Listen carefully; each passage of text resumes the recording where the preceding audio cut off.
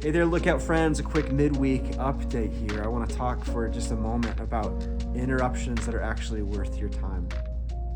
I'm guessing you're like me that almost start to finish every day, I'm faced with kind of a barrage of emails and texts and phone calls and to-do lists and people that need things and kids who need me and a family who needs me and a lot of different things. And a lot of them are actually really good things, but sometimes I can feel pulled in 1,000 different directions.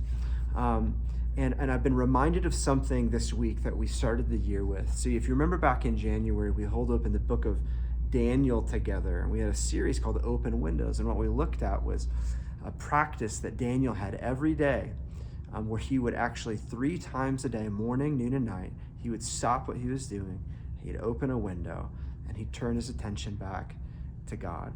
And we asked the question, what would it look like if we did something similar? So Daniel did that to preserve his life before God while they were in captivity in a foreign land. But what would happen if we did something similar? We had that kind of intentionality, that in a world that was vying for our attention from every single angle, that we're willing to even interrupt our own selves to remind ourselves of who God is, what he has done, and who we are, and how then we can live. And so we invited the community at the beginning of 2023 to consider a daily prayer rhythm, not because you need one more thing to do, but because your soul and your spirit have to be reminded regularly that you are God's and you are his beloved son and daughter, and he has good plans and purposes for you. It's what we all need. And so we're in July now, and I just want to invite you today, if that hasn't been something that you've done or done consistently, I'd encourage you to set an alarm, maybe morning, noon, and night on your phone or whatever device you have.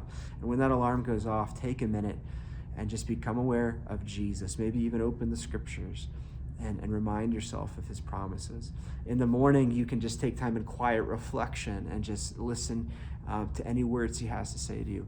In the afternoon, it's a great time around noon to stop and pray for the lost, or people that you are in your friends or family or coworkers or neighbors or anybody God has you that is on your heart for the year. And then in the evening, it's a great time to pray gratitude, to look over the day. There's all kinds of things we can complain about, but where have we seen the goodness of God? And friends, as we do this together, may we become the kind of people who aren't just distracted by everybody else's agenda, but we interrupt ourselves to remind ourselves that we are God's people and he loves us. So bless you today in your prayer room.